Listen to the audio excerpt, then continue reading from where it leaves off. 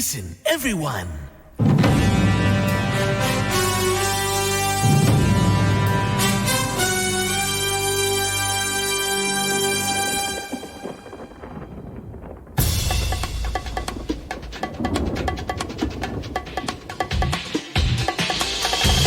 라이브 비상대책위원회 2020년 4월 1일 수요일입니다. 안녕하십니까. 저는 비대위원장 주진우입니다. 코로나19는 전 세계 206개 국가에서 발생해 확진자 수는 48만 명, 사망자는 4만 1,000명이 넘었습니다. 이런 가운데 우리 교민들 전 세계로 속속 귀국길에 오르고 있습니다. 이탈리아, 아프리카에 이어 러시아도 추진 중인데요. 교민들이 귀국한 다음의 일정 그리고 앞으로의 대책에 대해서 외교부 담당자와 짚어보겠습니다. 4.15 총선이 2주일 앞으로 다가왔습니다. 총선 격전지 오늘은 의정부 갑으로 가보겠습니다. 육선의 맹주 문희상 국회의장이 불출마를 선언한 뒤 후보들이 각축을 벌이고 있습니다. 더불어민주당이 영입한 청년 소방관 오영환 후보 그리고 아빠 찬스 논란이 불거진 다음에 무소속으로 출마한 문석균 후보 속 인터뷰에서 릴레이로 만나보겠습니다. 추미애 법무부 장관이 N번방 사건과 관련해 모든 방안을 동원해서 끝까지 추적하겠다면서 강한 의지를 보였습니다. 신라젠의 수사와 관련해 검찰과 언론이 유착돼 있다는 의혹 보도에 대해서는 사실이라면 대단히 심각하다고 생각한다 이렇게 밝혔는데요. 관련 내용 3분 순삭과 재판 5분 전에서 다뤄보겠습니다. 라이브는 계속돼야 한다. 여기는 라이브 비대위입니다.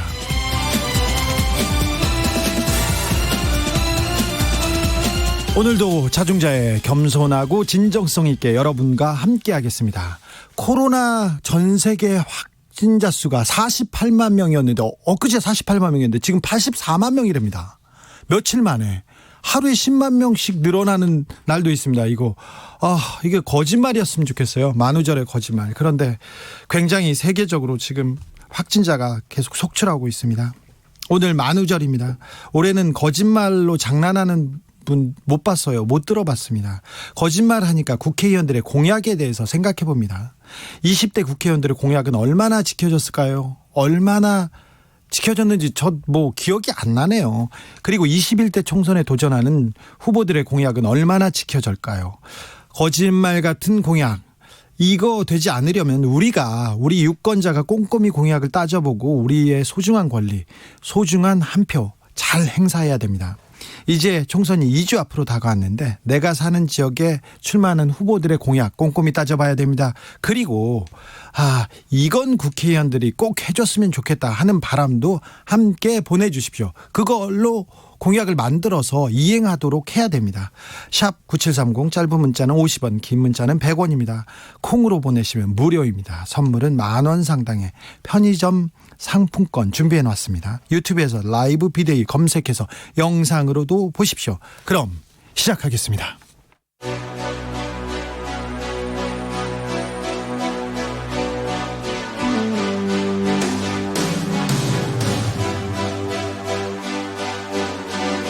라이브는 계속되어야 한다. 살아남아야 한다.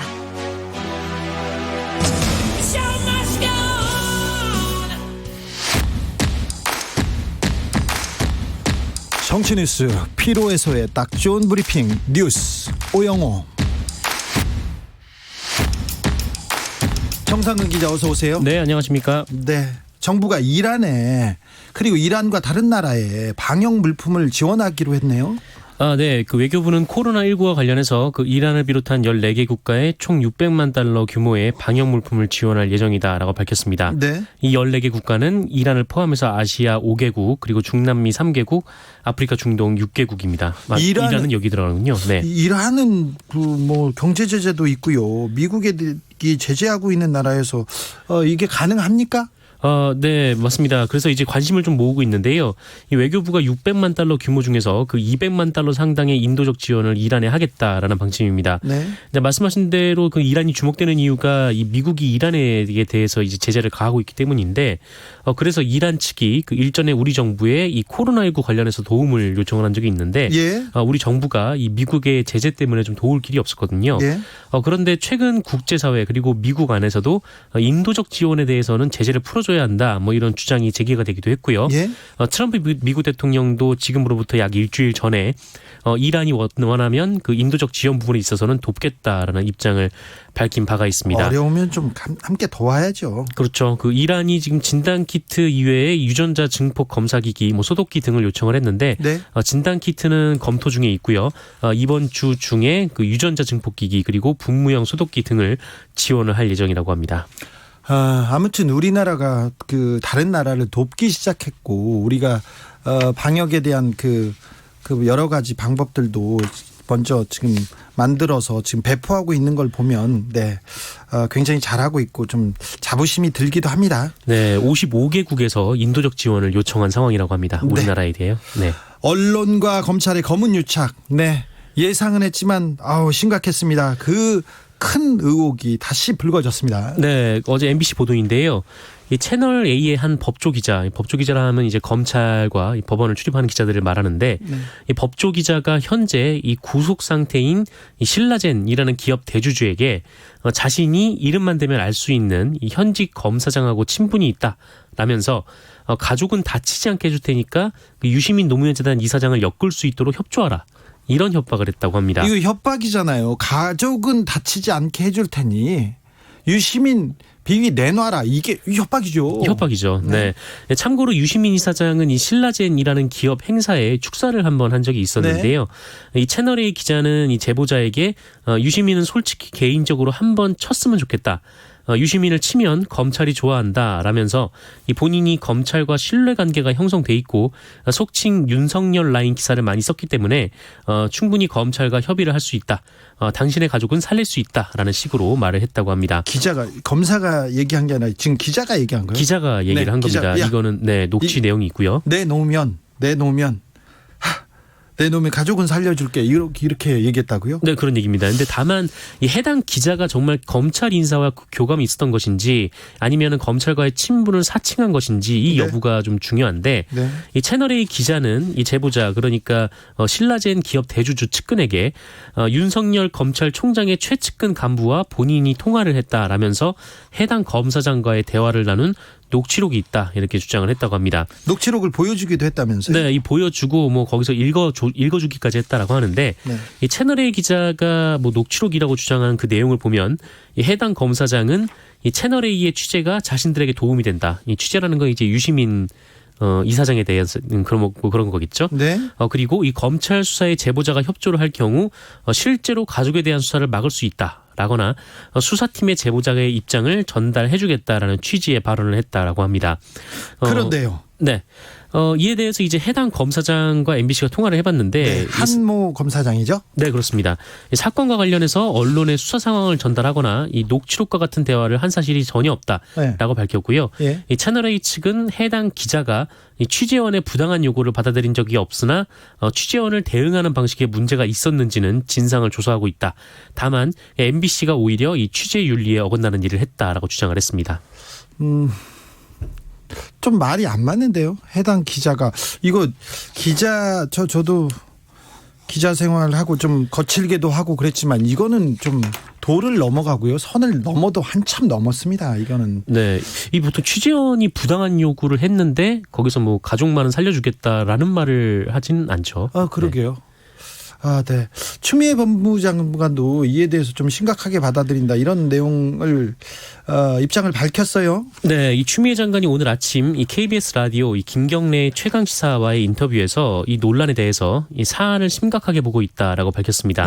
이 추미애 장관은 녹취가 있고 또 상당히 구체적이기 때문에 이 문제에 대해서는 그냥 간과할 수 있는 문제가 아니라고 본다라면서 이 합리적 의심을 배제할 수 없는 단계라고 본다면 감찰이라든가 여러 가지 방식으로 조사를 할 필요가 있다라고 말을 했습니다. 언론과 검찰의 검은 유착, 특별히 검찰 출입 기자들의 거의 검사화, 검사의 그 하부 조직으로 활동하는 기자들이 좀 있어요. 그런 네네. 보도가 계속 문제가 됐었습니다. 그런데 이번 문제는 저 검사님들도 좀 조사를 하고 기자들도 조사해서 그 유착 관계를 좀 명확하게 좀 밝혔으면 좋겠습니다. 네, 어쨌거나 뭐 기자의 입장이 뭐 수사에도 반영될 수 있다라는 얘기이지도 않습니까? 그래서 조사가 좀 필요해 보이는 상황입니다. 검사가 그 기자한테 이런 제안을 했을까요? 아니면 기자가 검사한테 먼저 제안을 했을까요? 아무튼 참 궁금합니다. 네. 그리고 추미애 장관의 인터뷰를 말씀드린 김에 네. 이 N번방 사건과 관련해서 추미애 장관이 한 말이 있는데요. 네. 관전자들에 대해서도 현행법상 신상 공개가 가능하다라는 게 이 추미애 장관의 입장입니다. 네, 그랬죠. 이어서 이 대화방 회원들은 단순 관전자가 아니라 공범이다라면서 단순 관전자가 아니라 대화방에 들어가려면 돈을 내야 됩니다. 되고요. 네. 그리고 그냥 지나가다 호기심으로 들어갈 수 있는 방이 아니지 않습니까? 네, 잘못 들어갈 수 있는 방도 아닙니다. 이거를 네, 찾아야 되고요. 네. 또 찾아서 이제 돈을 내고 들어가야 합니다. 네. 그래서 그 관여 정도를 보면 이 범행을 또 부추기거나 왜냐면은 이른바 이제 노예라고 불리는 피해 여성들을 대상으로 네. 이 유료 회원들, 그러니까 돈을 내고 들어간 회원들이 성착취행위를 시킨 정황들도 있거든요. 근데 그 돈으로 또 범죄 행위가 일어났다고도 볼 수 있지 않습니까? 네, 그래서 뭐 오히려 이제 추가 행동을 하지 않으면 이 탈퇴를 당하는 흔적이 있다라고도 추미애 장관이 말을 했습니다. 예. 그러면서 이 모든 대화방 회원들에 대해서 끝까지 추적해서 다 밝힐 것이다라면서 마지막에 잡히는 사람은 가장 가혹한 처벌을 받을 것이다라고 말을 하기도 했습니다. 네, 자수하라는 얘기겠죠? 맞습니다. 네. 네. 현 법무부 장관은 이렇게 얘기했는데 전 법무부 장관이신 황교안 미래통합당 대표는 좀 다르게 얘기하셨네요. N번방 사건에 대해서. 네, 오늘 방송기자클럽 초청 토론회가 있었는데요. 네. 이 황교안 대표는 호기심에 N번방에 들어왔다가 이 막상 보니까 적절치 않다 싶어서 활동을 그만둔 사람에 대해서는 신상 공개 등 판단이 다를 수 있다라고 말을 했습니다. 네. 네, 뭐 관련된 사람들에 대해서는 개별적인 판단이 필요하다라는 취지인데 그러네요. 다만 이 황교안 대표는 이 전체적으로 오랫동안 이 N번방에 들락날락했던 사람들에 대해서는 처벌이 가능하다고 본다라면서 가입자 중 범죄를 용인하고 남아 있었거나 범죄 활동에 참여한 사람들은 처벌 대상이 돼야 한다라고 덧붙였습니다. 현직 법무부 장관의 의견이 좀 엇갈립니다. 네, 근데 좀 아까 말씀드렸듯이 사실 이 텔레그램 N번방은 단순 호기심으로 이 들락날락할 수 있는 곳이 아니어서요. 그래서 좀 논란이 되고 있습니다. 그래서 황교안 대표가 이 건에 대해서 잘 모르고 한 얘기인가 아니면은 잘 알고도 이런 입장을 밝힌 것인가라는 좀 논란이 이어지고 있습니다. 네. 자이선 무님이 대화방은 대화를 하라고 있는 방이다. 이렇게 일침을 살짝 찔러 주셨어요. 네. 미래통합당 후보님께서 인천 촌구석 발언을 하셨는데 이게 좀 논란이 되고 있네요. 네. 이 미래통합당 정승현 그 인천 연수갑 국회의원 후보가 인천을 촌구석으로 표현한 것을 두고 인천 지역 단체들의 비판이 이어지고 있습니다. 아니 그렇게 얘기할 수도 있는데 전체적인 워딩이 뭐였습니까? 전체적인 워딩은 이렇습니다. 그 유승민 의원이 이 정승현 후보의 지지 방문을 왔는데 네. 이 자리에서 존경하는 유승민 대표께서 인천 촌구석까지 와주셔서 정말 감사하다라고 말을 한 바가 있습니다. 선거 사무실에 네네. 왔는데 아이고 이런 촌구석까지 와주셔서 감사합니다. 네. 그렇게 얘기하셨군요. 뭐 누추한 곳이라는 의미라고 선의로 해석하면 그렇게 볼 수도 있을 것 같은데, 네. 근데 과거 이 전태욱 의원이 네. 같은 당의 전태욱 의원이 이부망천. 네, 맞습니다. 그 말을 한 이유여가지고 이것도 좀 이- 같이 논란이 되고 있습니다. 이부망천이 이혼하면 부천, 네, 망하면 인천. 네. 그래서 조금 인천에 계신 인천 시민들의 가슴을 좀 아프게 했죠. 네, 그렇습니다. 그 정승현 후보는 이 파장이 커지자 이 겸양의 덕담 차원에서 한 말이었다라면서 이 부주의한 발언에 다시 한번 깊이 사과하며 이후 언행에 각별히 주의를 기울이겠다라고 말을 했습니다만 네.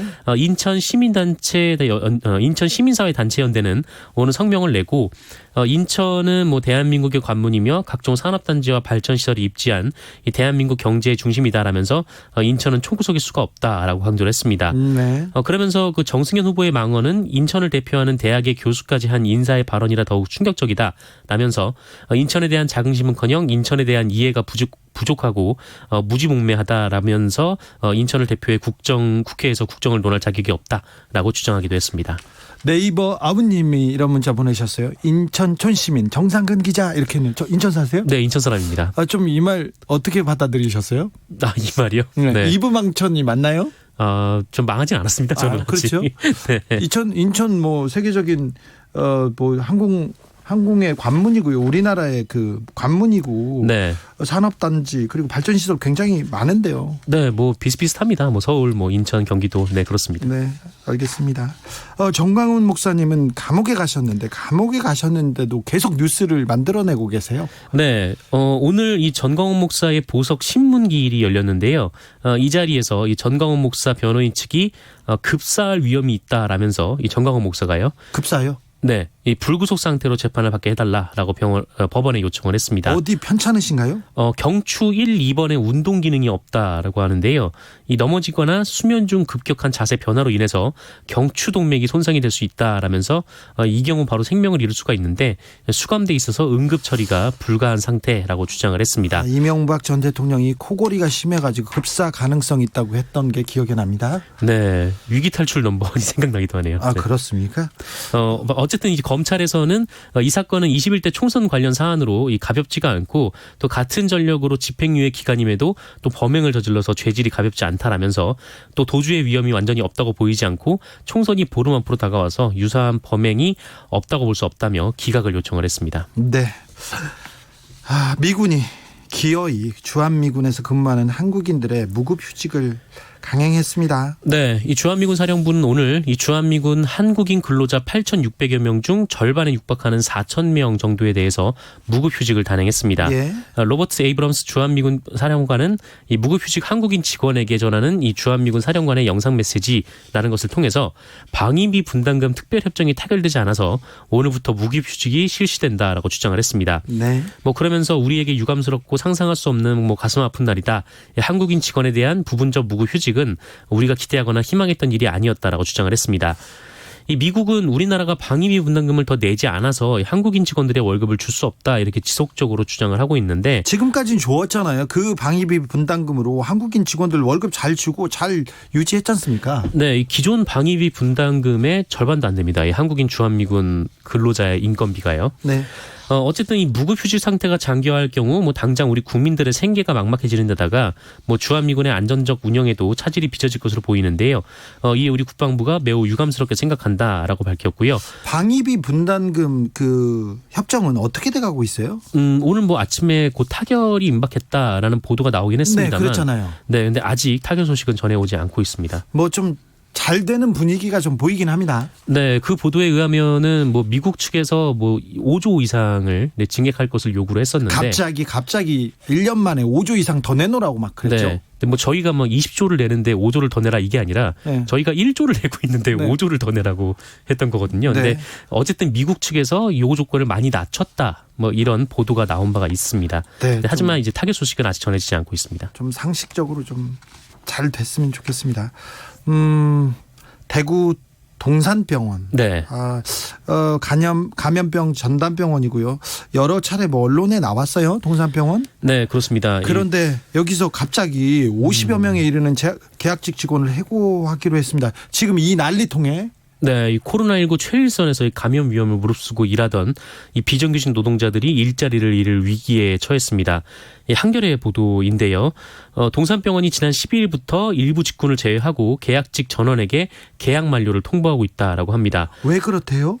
지금 대구 동산병원이 코로나19 거점 병원으로 지정이 됐는데 이 병원 전체를 비워서 코로나19 확진자를 하다 보니까 다른 이제 환자들을 못 받고 그러다 보니까 병원의 살림이 좋지가 않다라는 주장입니다. 아니, 코로나19 이게 좀 급한 불을 끄면 정부가 보조금도 주고 손실을 보전해 줄 거 아닙니까? 근데 메르스 때 이 손실 보전이 제대로 이루어지지 않은 측면은 있다라고 합니다. 뭐 그럼에도 불구하고 아직 이 정부하고 이제 논의도 안 해본 상황에서 갑자기 이 병원의 위험 부담을 계약직에게 전가를 했다라는 비판이 나오고 있는데요. 정부는요. 보건복지부는 뭐라고 합니까? 보건복지부는 뭐 이미 대구 동산병원의 요양급여 비용을 조기 지급을 한 바가 있고 또 손실 보상도 4월 중에 1차적으로 지원이 나갈 예정이다라는 취지로 밝혔습니다. 그러면서 뭐 계약직 직원들을 내보낼 정도로 상황이 어렵다는 건 이해하기 어렵다라고 밝히기도 했습니다. 이거 뭐 대구시에서 좀 입장을 내놔야 될 것 같은데요. 그러니까 대구시가 처음에는 이 모든 비용을 부담을 할 테니까 이 환자들을 받아달라 이렇게 요구를 했는데 네. 현재 그 책임을 지금 중앙정부에 떠넘기고 있다라는 비판이 나오고 있습니다. 네. 또 극단적인 선택을 한 사람이 있습니다. 부산 경남의 경마공원입니다. 네, 이 몇 년 새 수억 명이 그 똑같은 방식으로 사망을 한 일이 있었는데요. 네. 이 부산 경남 경마공원 현 레츠런 파크인데 여기 조교사가 숨진 채 발견돼서 경찰이 수사에 나섰습니다. 지난달 30일 저녁 6시 30분께 이 경남 김해시 장유면에 주차된 차 안에서 45살 조교사가 발견이 됐는데 유서는 발견되지 않았지만 경찰은 극단적인 선택을 한 것으로 추정을 하고 있습니다. 네. 이 조교사는 고 문중원 기수가 제기한 이 마방 배정 심사 과정의 불공정성과 관련해서 이 경찰 조사를 받고 있던 중이었다고 하는데요. 이 고 문중원 기수는 지난해 11월 이 조교사 마방 배정 비리 의혹 등을 폭로하고 숨진 채 발견이 된 바가 있습니다. 네. 모든 자살은 사회적 타살이다 이런 말이 다시 생각되는 그런 죽음입니다. 뉴스 오영호 정상근 기자 여기까지 함께했습니다. 고맙습니다. 감사합니다. 교통정보센터로 갈까요? 오수미 씨. 네, 이 시각 교통정보입니다.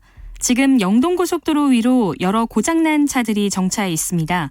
인천 방면으로 먼저 강원권인 대관령 7터널 부근 3차로와 새마을 부근 2차로와 갓길에 걸쳐 각각 고장난 차가 서 있어서 전방 잘 살펴 안전하게 지나시기 바랍니다. 이후 안산에서 서안산까지 밀리고 있는데 작업과 고장난 화물차의 영향을 동시에 받고 있는 상황이고요. 또 동수원에서 광교터널, 군자에서 월곶까지는 교통량이 많아 밀립니다. 제2경인고속도로 인천 가는 길 일찍에서 광명 사이로 정체고요. 반대 성남 쪽으로는 문학에서 남동까지 2km 막힙니다. 서해안고속도로 서울 쪽 발안부터 화성휴게소까지 8km 구간에서 밀리고 또 서서울요금소에서 조남분기점 일찍에서 금천까지 속도를 줄이고 있습니다. 지금까지 KBS 교통정보센터였습니다.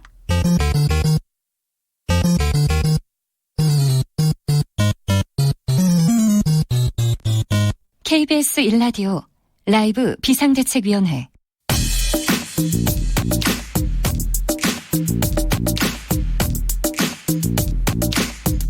쏙 인터뷰 귀의 속, 맘의 속, 쏙 인터뷰 시간입니다. 21대 총선 후보자와의 릴레이 인터뷰. 오늘은 의정부 갑으로 갑니다. 문희상 국회의장이 육선을 한 지역입니다. 문 의장이 불출마를 하고 나서 이 자리를 누가 이을지 관심이 집중되는데요. 먼저 더불어민주당 후보로 나온 청년소방관 오영환 후보 만나보겠습니다. 안녕하세요. 네, 안녕하십니까. 오영환입니다. 네, 요새 어떻게 지내세요? 예, 건강히 씩씩하게 그러면서도 굉장히 좀 조심스럽게 잘 지내고 있습니다. 잘 지낸다고가 아니라 선거운동을 잘하고 있다고 해야죠. 예, 선거운동에 최선을 다하고 있습니다. 네. 다만, 예, 지금 의정부에서 성모병원에서 좀 확진자가 다소 발생을 하시는 상황에서. 네, 걱정이죠. 예, 굉장히 저희 캠프에서도 이제 긴급 상황 점검 회의를 했고. 예. 예, 선거운동보다 의정부 시민분들의 안전이 먼저라는 기조로. 네. 이제 외부 선거운동을 또 최대한 자제하는 그런 상황입니다. 네. 좀 어려운 상황에서 선거운동하고 있습니다. 예. 47년 만에 소방공무원이 국가직으로 전환됐습니다. 예. 예전에 소방관 국가직화를 위해서 광화문 1인 시도 하셨지 않습니까? 감회가 남다르실 텐데. 예, 누구보다 정말 간절히 염원했고 주장했던 사람으로서 정말 기쁘고요. 이제 이 상황에 앞장서 주신 우리 문재인 대통령님 그리고 더불어민주당 여러 의원님들께 깊이 감사드릴 뿐입니다. 하지만 정말 중요한 것은 이제 국가직 전환이 이루어졌어도 안전에는 완결이 없습니다. 네. 이제 이번 코로나19 같은 정말 예상치 못한 재난이 언제든지 또 발생할 수 있다고 생각을 하기 때문에 이제는 이제 발생하는 상황에 대응하는 것을 넘어서 더욱 선제적으로 이제 대비할 수 있는 그런 안전 개혁 또한 이루어져야 우리 국민들을 충분히 더욱더 안전하게 보호할 수 있다 그렇게 생각을 하기 때문에 네. 예, 기쁨과 두려움이 교차합니다. 정치인 같이 말씀하시네요. 소방관으로 일하셨죠? 몇 년 일하셨죠? 예, 10년째 근무를 하다가 왔습니다. 네, 그런데 정치에 내가 정치를 해야 되겠다. 이 정치권에 발을 들이게 된 이유는 뭡니까? 사실 제가 그 광화문 1인 시위를 했던 당시에 네.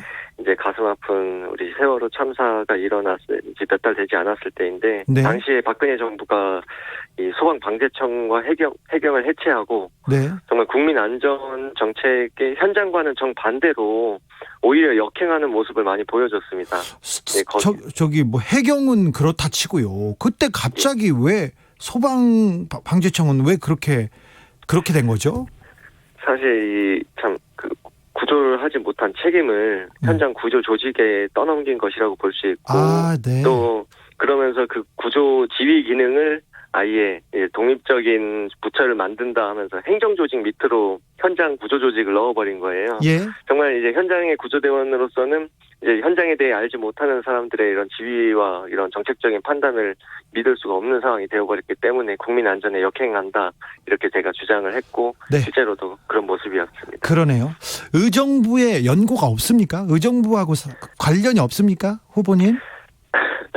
사실 제가 정말 그 부분에 대해서는 좀 억울하다고 말씀을 드리는 것이 제가 의정부에 인접한 동두천연 출생이고 또 네. 초등학교 1학년부터 2학년까지 의정부에 살면서 네. 초등학교를 다녔습니다. 네.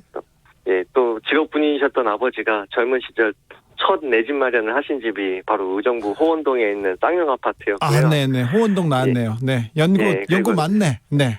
또 의정부동의 반지하에서 어려운 생활도 이어가다가 반지하 나왔습니다. 네. 예, 생활이 더욱더 어려워지면서 이제 돈 한 푼 없이 할머니가 사시던 이제 부산으로 내려갔던 상황인데 네. 예, 연고가 없다는 부분에 있어서는 좀 이렇게 말씀을 드릴 수 있고 사실 국회의원 선거라는 게 있어서 연고가 정말 이 지역 발전에 정말 도움이 되는지에 관해서는 좀 의문을 갖고 싶습니다. 알겠습니다. 자, 의정부에 오영환 후보가 지금 공천됐습니다. 네. 근데 좀 그 지역 당원들이나 지역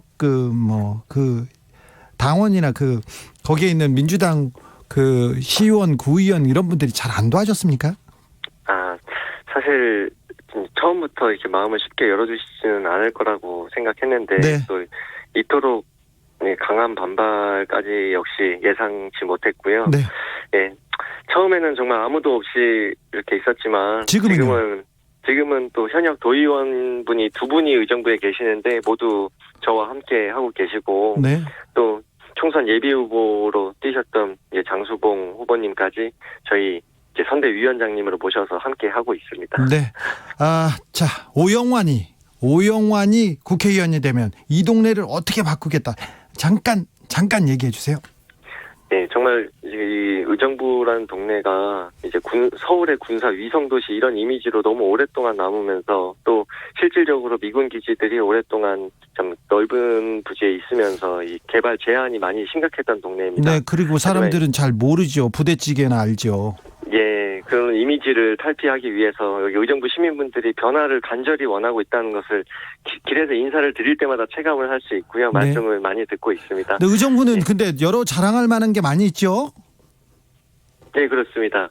여기 우리 지금 미군 기지에 있어서 지금 우리 안보 테마공원이라는 것이 지금 공약으로 걸려 있었는데 예, 저희는 이제 여기에 우리 광명과도 같은 IT 밸리 이런 것을 유치하겠다고 제가 공약 사항으로 걸었고 참 우리 그 정도 하면 돼요. 네, 더 많이 하시지 마시고 그거 딱 하나 하시면 돼요. 드리고 싶은 말씀이 많은데 정치 신인입니다. 소방관 출신이고요. 국회에 입성하면 기성 정치권을 어떻게 변화하고 싶은지 어떻게 한 방 먹이겠다 이런 생각이 있으실 텐데요.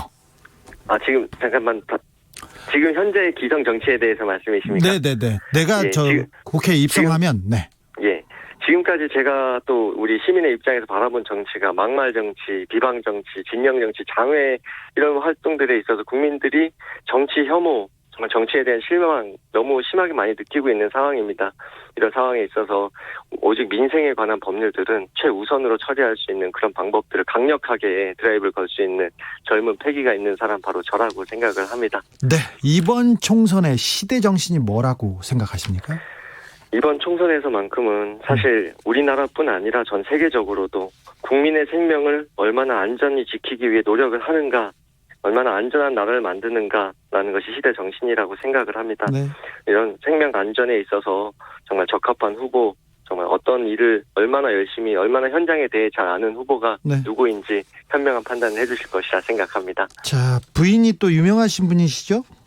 예. 네. 우리 스포츠 클라이밍 국가대표이자 전 세계 최다 우승 기록을 세우고 있는 김자인 선수가 저희 처입니다. 네, 김자인 선수는 국회의원이 된다고 하고 하니까 뭐라고 하던가요?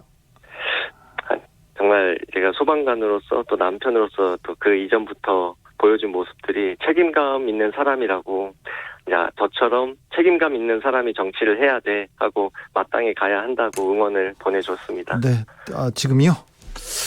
알겠습니다. 여기까지 듣겠습니다. 지금까지 더불어민주당 오영환 후보였습니다. 감사합니다. 네, 정말 감사드립니다. 네, 이번에는 무소속 문석균 후보 만나보겠습니다. 이른바 아빠 찬스 논란이 불거지면서 출마를 접는가 싶었는데 무소속으로 출마했습니다. 피할 수 없는 숙명이라는 것을 깨달았다, 이런 말도 했는데요. 문석균 후보 나와 계시죠? 네, 안녕하세요. 네, 올해 나이가 어떻게 되시죠? 보통 한국 나이로는 50살인데요. 50살이요? 예, 네. 근데 이제 만으로는 48살이더라고요. 저기 문희상 국회의장님한테 평소 아빠라고 부르십니까? 아니죠, 아버지라고 부릅니다. 아버지라고 그래요? 근데 예. 왜 사람들이 아빠 찬스 하죠? 원래 아버지 찬스가 돼야지 맞습니다. 아, 그런가요? 예. 아빠 찬스, 지역구 세습, 이 논란 나왔을 때 조금 어떤 생각 들던가요? 너무 좀 가슴 아프죠. 예. 그냥 특히나 저는 아버지를 존경하고 예. 사랑하지만 제가 이렇게 하게 된 이유가 있는데 예. 그거를 알라고 하지 않고 예. 그냥 아빠 찬스라고 부정당하는 것이 굉장히 가슴 아팠습니다. 네. 정치에 대한 꿈을 계속 키워오고 계셨습니까? 아닙니다. 아, 그래요? 뭐 하셨어요, 그때? 아버지를 정치인으로 둔다는 것은 네. 오히려 굉장히 그 정치에 대해서 좋은 점도 있지만 안 좋은 점도 많이 보게 되고요. 아버지가 재산 많이 탕진하셨죠? 굉장히 탕진하셨죠. 네, 네, 네. 네, 제가 그 얘기는 조금 압니다. 그래가지고. 야, 그렇습니까? 네, 그래서, 자식들이 조금 잘할 때 불편하고 아버지 그리고 네. 쫓기시고 막 그래서 고통받은 네. 것도 좀 압니다. 예, 그렇습니까? 네. 그래서 정치는 생각을 안 하셨어요, 원래? 예, 안 했었습니다. 그런데요. 왜 갑자기 정치를 해야겠다 생각하셨어요? 제가 소상공인입니다. 네. 제가 서점을 운영하는데 굉장히 커다란 서점이 옆에 생기면서 제가 힘들어졌습니다. 예.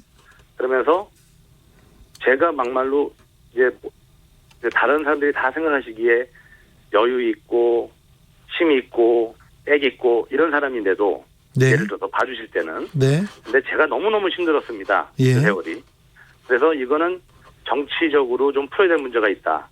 그래서 소상공인들을 위한 내가 어떤 희망이 돼줘야 되겠다. 그리고 내가 그걸 갖다 먼저 앞장서서 그걸 내가 해내야 되겠다라는 생각을 해서 정치를 하게 됐습니다. 정치권에 그래서 발을 담그셨어요. 그런데 아빠 찬스 네. 지역구 세습 얘기 나오면서 네. 바로 컷오프된 건가요? 아니면 경선을 거쳤나요? 경선을 거치지 않았습니다. 네. 경선을 거쳤다면 이렇게 불만이 있을 수가 없죠. 네. 네. 근데 이유가 경선이 되지 뭐랍니까? 않았고, 민주당의 이미지, 예. 특히나 그런 것 때문에 아무튼 좀 안 나왔으면 좋겠다는 권유를 받았고, 예. 그리고 그것이 맞다고 생각했습니다. 어떤 면에서는 네. 부담을 주기 싫었고, 네, 또 당의 부담, 아버님이 아버지한테. 당해 주기 싫었고, 또 아버님이 그렇게 오랫동안 정치를 하시면서 사랑했던 민주당을 잘 되기를 바랬습니다. 네. 민주당이. 예. 아버지는 뭘 하십니까? 제가 아버님한테 말씀하셨을 거 아니에요. 무소속으로 나가겠다고 했을 때 문희상 국회의장은 뭘 하셨나요? 굉장히 쿨하셨습니다. 그냥 네가 선택한 거냐 말씀하셨고 이런저런 일이 생길 수가 있다 말씀하셨고 그리고 네 선택했습니다 아버님 했더니 알았다 그러셨습니다. 한마디만 알았다. 하셨어요? 예, 알았다 그러면 하셨습니다. 돈은 안 주시던가요? 정말 그걸 바랬는데 네. 아버님이 모르신 것 같더라고요. 그걸. 그래요? 동대문 의뢰 민병두 후보, 금천구의 네. 차성수 후보, 민주당을 탈당하고 무소속 출마를 선언했습니다. 이번 총선에서 민주당 공천이 조금 문제가 있다고 보시나요? 민주당의 그 시스템 공천 그 상향식 공천은 원칙이 좀 무너졌다고 생각합니다. 그리고 상식적이지 않고 그리고 국민들도 다 알지 않나 생각합니다. 아, 그래요? 네. 다른 당에 비해서는 더 되게 민주적이고 시스템이 잘 갖춰졌다고 자랑하고 있는데요. 동의하지 않습니다. 아, 네.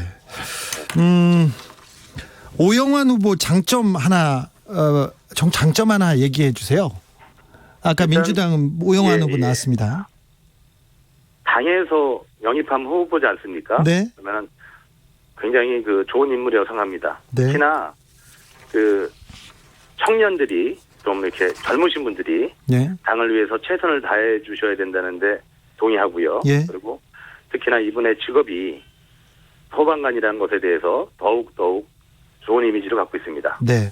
아, 주변에 이렇게 선거운동 하다 보면 민주당으로 네. 나왔으면 찍어줄 텐데 무소속으로 나와서 안타깝다면서 그런 분들이 좀 많지요? 무소속으로 있다는 것은 환야에서 그냥 벌거벗고 혼자 서 있는 것 같습니다. 예. 그리고 특히나 그 집권 여당의 전폭적인 지지가 있지 않겠습니까? 예. 저 상대방은 그래서 상대방 후보는 그래서 저는 그냥 꿋꿋이 제 길을 가야 되고 그리고 내가 믿을 것은 그냥 제가 의정부에서 4대 동안 산 것 그리고 예. 100년의 뿌리가 있다는 것 그것밖에 없습니다. 오영환 후보하고 문석균 후보가 이렇게 표를 이렇게 갈라먹으면 미래통합당 후보한테 훨씬 유리해질 것이다 이렇게 말하시는 분들도 많은데요. 저는 그렇게 생각하지 않습니다. 저는 제가 그것을 갖다가 다 이기고 그 과정을 다 이기고 다시 민주당으로 들어가라고 준비하고 있습니다. 네. 아, 그렇게 될 가능성이 높다고 생각하십니까? 선거는요. 네. 선거는 예. 최선을 다하는 것입니다. 그리고 저의 논리를 저의 상황을 그대로 보여드리는 거예요. 그래서 그 마음이 동의되는 순간이 있을 거라고 생각하고 그렇게 된다면 제가 감히 그 역할을 맡지 않을까 생각합니다. 아, 이번 총선에서 문석균이 유권자들의 마음을 움직이겠다. 어떻게 움직이겠다. 이런 생각해 놓은 게 있습니까? 의정부의 마음을 내가 사로잡겠다.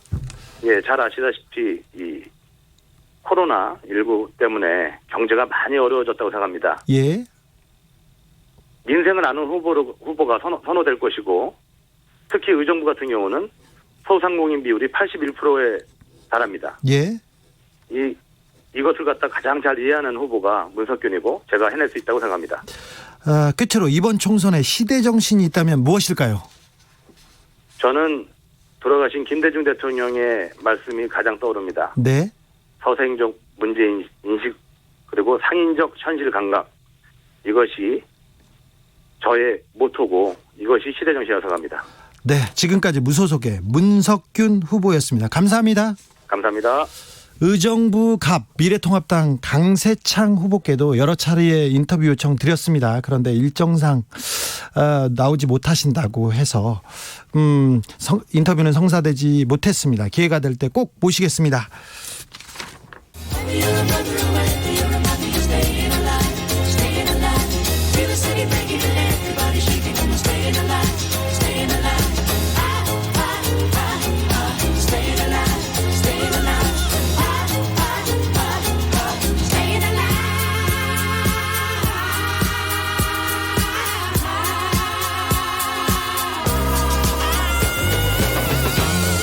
KBS 1라디오 라이브 비상대책위원회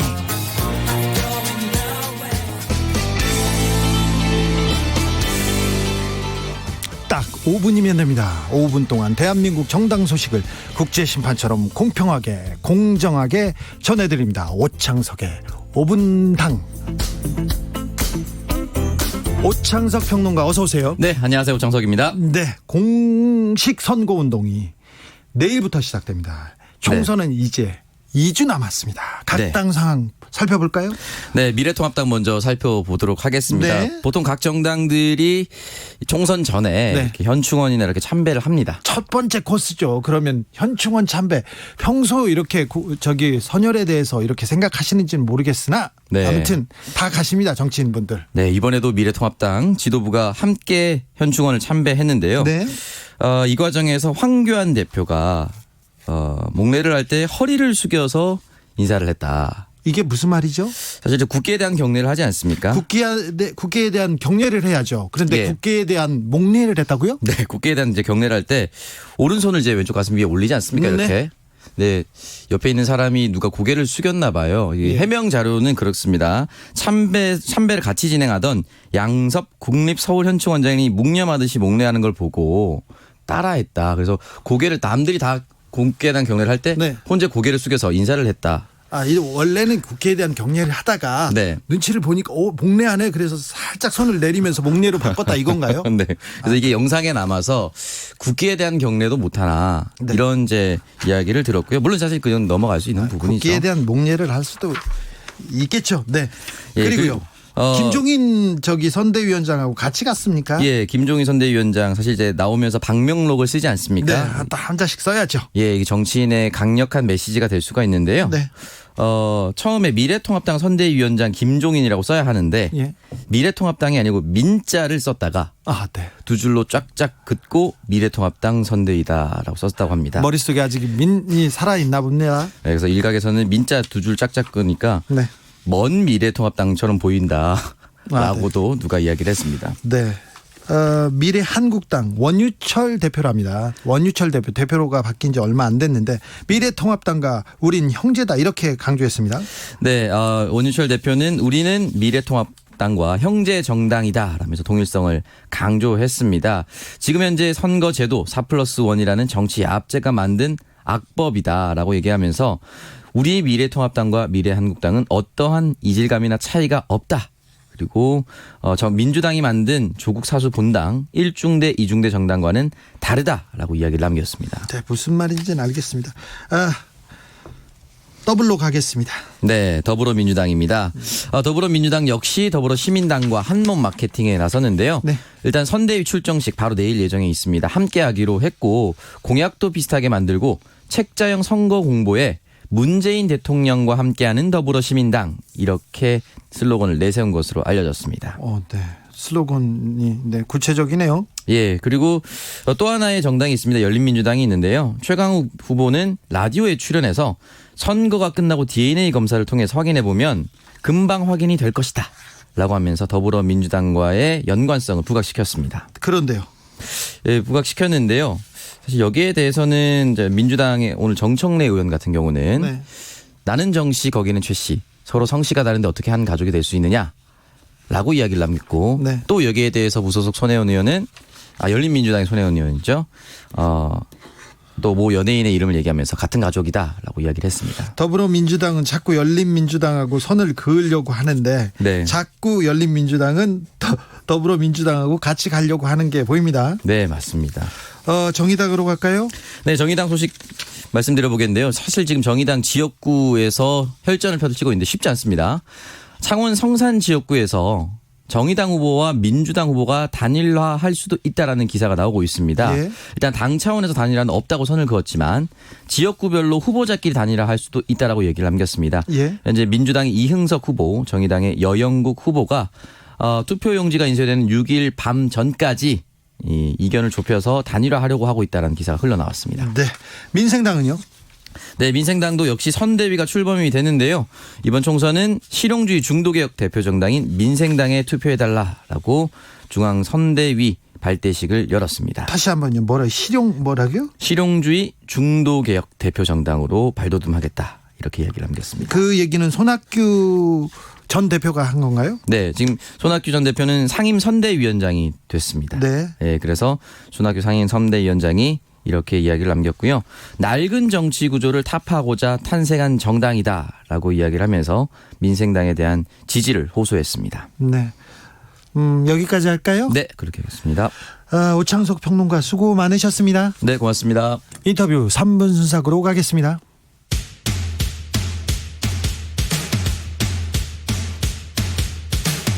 바쁜 현대인들을 위한 오늘의 고농축 인터뷰 3분 순삭 순식간에 지나갑니다.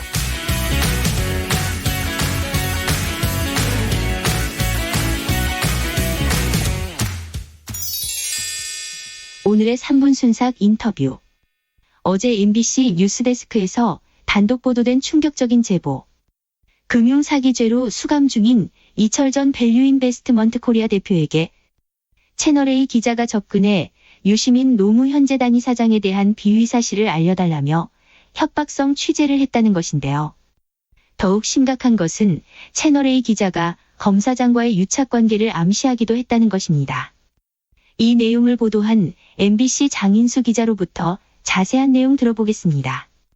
MBC 라디오 김종배의 시선집중과의 인터뷰입니다. 그 이철 대표가 네. 노사모 활동을 좀 오래 한 걸로 알려져 있고, 예, 회사를 경영하면서도 자신이 이제 노무현 대통령을 곧 전 노무현 대통령을 좋아한다, 네. 친노 성향이라는 거를 숨기지 않았고요. 그래서 예. 이제 그 이철 대표가 대표로 있던 밸류 인베스트 코리아에서 이제 강연을 많이 하는데 직원들 대상으로 거기에 이제 친노 성향 인사들을 많이 불러요. 예, 그 중에 한 명이 유시민 작가였던 거죠. 네. 그래서 최근에 이제 그 보수 언론에서 이게 문제가 있는 거 아니냐, 신라젠 뭐 VIK 이게 되게 이제 문제가 돼서 주가 조작 이런 것 때문에 네. 예, 범죄와 연루된 회사인데 이런 데 가서 막 강연했던 게 사실 뭐가 있는 거 아니냐, 이런 식의 보도를 많이 해왔죠, 그동안. 그래서 좀 그 보수 언론은 그렇게 실제로 이 굳게 믿고 있는 것 같아요. 왜냐하면 그 TV조선도 이철 대표 전 와이프를 접촉해서 유시민 전 이사장과의 관계를 아는 대로 좀 얘기해달라, 자택을 찾아와서 예, 뭐 최근에 이렇게 취재도 했다고 하고요. 그러니까 이제 채널A 기자 같은 이런 식으로 압박성이라고 해야 됩니까? 협박성이라고 해야 되는 겁니까? 협박이죠, 협박. 노골적으로 협박합니다. 와이프가 구속될 거다. 예. 협조 안 하면 와이프 구속된다. 친척들까지 다 조사 들어가서 다 털릴 수 있다. 뭐 이런 얘기도 하고요. 그 얘기를 좀 하고 싶은데 사실 이제 어제 그 내용을 다 방송을 하지 못했는데 네. 이게 그 검찰 내부 관계자가 아니면 알 수 없는 얘기를 이 채널A 기자가 해요. 이게 어떤 얘기냐면 네. 2월에 이미 그 이런 얘기를 하는데 2월 달에 이미 6명의 검사가 투입됐다. 시간이 지나면 그 수사검사가 더 늘어날 거다. 그리고 윤석열 그 검찰총장이 직접 선수들을 정했다. 그러니까 수사검사를 직접 정해서 파견했다. 뭐 이런 얘기도 하고요. 네. 해당 검사장이 저희가 취재가 들어가니까 나는 그런 사실 없다. 통한 적이 없다. 네. 이게 이렇게 밝혔는데 예. 저희가 왜 그 검사장을 썼냐면 이게 이제 그 채널A 기자가 와서 알려줘요. 최측, 윤석열의 최측근. 네. 그래서 이제 인터넷에 쳐보면 나온다. 그래서 이 사람이 실제로 인터넷에 쳐봐요. 네. 채널A 기자 앞에 있는데 윤석열 최측근. 하고 그 맨 처음에 나오는 그 사람이다 이렇게 알려주는데 나올 거 아니에요. 그렇고 사진이 나오니까 사진을 가리켜서 이 사람이냐. 그러니까 채널A 기자가 끄덕끄덕해요. 네. 예. 그 다음에 이제 녹취록을 들려주는데 예. 딱 들어봤는데 바로 그 사람의 목소리인 거죠. 이 내용이 사실이라면 대단히 심각해 보인다. MBC의 보도에 대해 추미애 법무부 장관은 어떤 입장일까요? KBS 1라디오 김경래의 최강시사와의 인터뷰입니다. 이 부분은 검사와 특히 검사장이죠. 검사장과 기자의 어떤 유착 이런 걸로 볼 수 있는 여지가 있는 것 같습니다. 이 부분은 법무부에서 어떤 감찰이나 이런 것들이 필요하다 어떻게 생각하십니까? 저도 상당히 그 기사를 보고 이 사실이라면 문제는 대단히 심각하다. 라고 보여집니다. 일단 해당 기자의 소속사와 또 검찰 관계자의 그 입장으로는 그런 사실이 없다.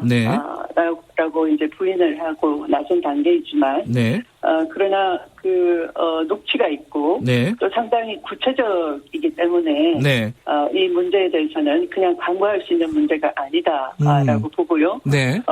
일단은 그 사실 여부에 대한 보고를 먼저 받아보고 그것에 대해서 합리적으로 그 의심을 배제할 수 없는 단계다라고 본다면 말씀하신 그런 여러 가지 감찰이라든가 드러난 문제에 대해서 여러 가지 방식으로 조사를 할 필요가 있다 이렇게 심각하게 보고 있습니다. 인터뷰 3분 순삭에 이어 오늘의 퀴즈 드립니다. 대표적인 이거 채널인 TV조선과 채널A. 얼마 전 방송통신위원회 재승인 심사에서 처음으로 보류 결정이 내려졌는데요. 2009년 국회에서 통과된 이른바 미디어법을 근거로 2011년 출범을 시작한 종합편성 채널의 줄임말인 이 채널을 무엇이라고 할까요?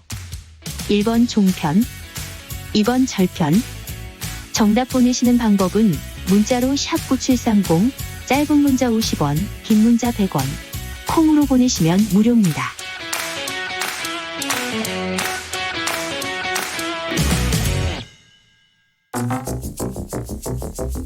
인터뷰 3분 순삭에 이어서 롤링스톤즈의 You Can Always Get What You Want 들으면서 라이브 비데이 1부 마무리하겠습니다. 저는 6시에 2부에서 다시 뵙겠습니다.